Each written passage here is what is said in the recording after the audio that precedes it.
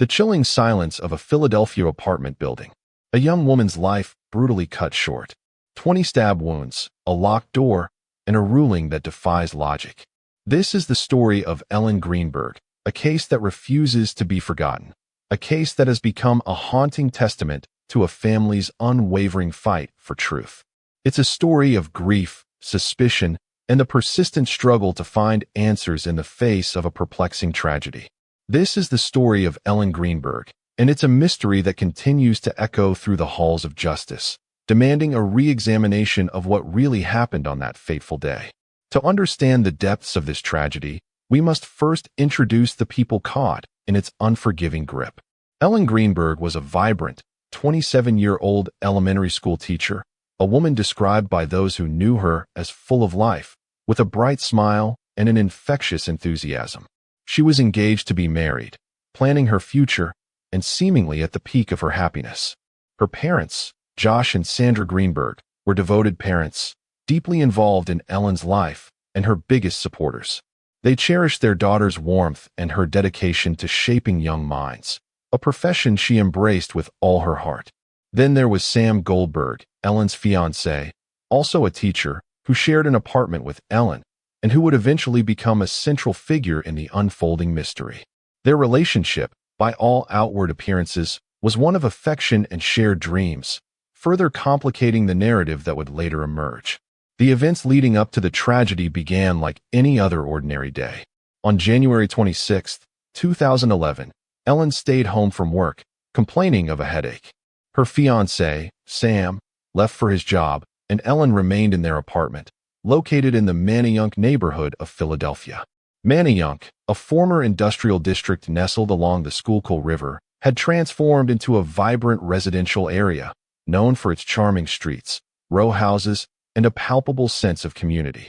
It was a chilly winter day, the kind that often brings with it a sense of quiet isolation, the air crisp and the gray skies a stark contrast to Ellen's usually bright disposition. That quiet would soon be shattered. Later in the afternoon, Sam returned home from work to find the door to their apartment locked. This was unusual. They typically left their door unlocked for each other. Concerned, he called 911 and, with the help of the building's maintenance worker, forced the door open. What they found inside would forever change their lives, plunging them into a nightmare from which they would struggle to awaken. Ellen Greenberg was discovered dead in the kitchen, a gruesome scene that painted a picture of unimaginable violence. The official report stated that Ellen had died by suicide. The medical examiner's report noted 20 stab wounds to her body, most of which were inflicted in the chest and back. A kitchen knife, a common household implement, was found protruding from her chest, a stark and terrifying detail. The scene, according to the investigators who arrived that day, was consistent with suicide, despite the unusual and overwhelming number of wounds. The apartment showed no signs of forced entry, and the door was reportedly locked from the inside, seemingly sealing the apartment and its tragic contents. The case was closed, ruled a suicide, and seemingly put to rest by the Philadelphia Police Department. But for Josh and Sandra Greenberg, this was just the beginning of a long and arduous journey. From the moment they learned of their daughter's death and the official cause, they knew something was terribly wrong. They simply could not reconcile the facts presented with the official ruling. 20 stab wounds, they argued with a parent's fierce protectiveness, was an incredibly high number for a suicide, defying all rational explanations of self-inflicted harm.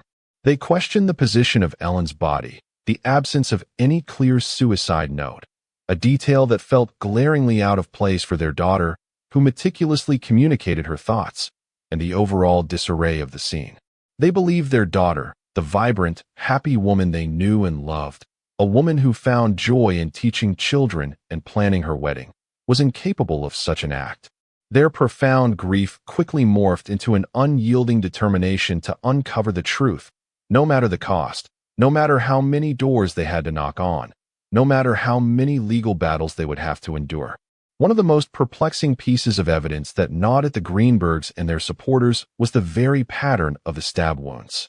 Some were deep and potentially fatal, indicating a clear intent to end a life, while others appeared to be superficial, almost as if Ellen were testing the knife on herself, a detail that felt the fact that some wounds were found in her back raised a crucial, haunting question. How could someone inflict those wounds on themselves? The locked door, initially presented as irrefutable evidence of suicide, was also intensely scrutinized and questioned. The Greenbergs, armed with their deep knowledge of their daughter and a growing suspicion, argued that the door could have been locked from the inside by someone else after they had been in the apartment, creating a false sense of isolation and precluding any external involvement. Years passed, marked by the relentless passage of time and the emotional toll it took on the grieving parents. These years were filled with frustrating legal battles, countless appeals, and constant setbacks that threatened to extinguish their hope. The Greenbergs tirelessly sought to have the case reopened, to have Ellen's death reclassified from suicide to homicide, but they faced countless bureaucratic and legal hurdles. They were forced to confront the legal system at every turn, fighting for every piece of evidence, every hearing, and every fleeting opportunity to present their case.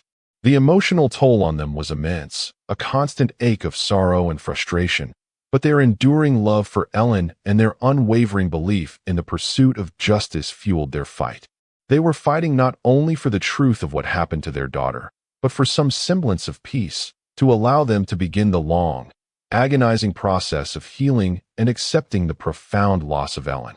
In 2019, after years of persistent advocacy and legal maneuvering, the Greenbergs finally achieved a significant legal victory. A Pennsylvania court granted their request for a new review of the case, acknowledging the validity of their concerns and the lingering, unaddressed questions surrounding Ellen's death. The court recognized the unusual nature of the case, particularly the contradictory evidence, and ordered a comprehensive review of the evidence that had been presented. This was a monumental step forward, a beacon of hope for the Greenbergs, suggesting that they might finally have their burning questions answered and their daughter's name cleared of the tragic label of suicide. However, the path forward was still fraught with uncertainty, and the shadow of the initial ruling continued to loom large. As we look back on the case of Ellen Greenberg, the questions that still surround her death are haunting, persistent, and deeply unsettling.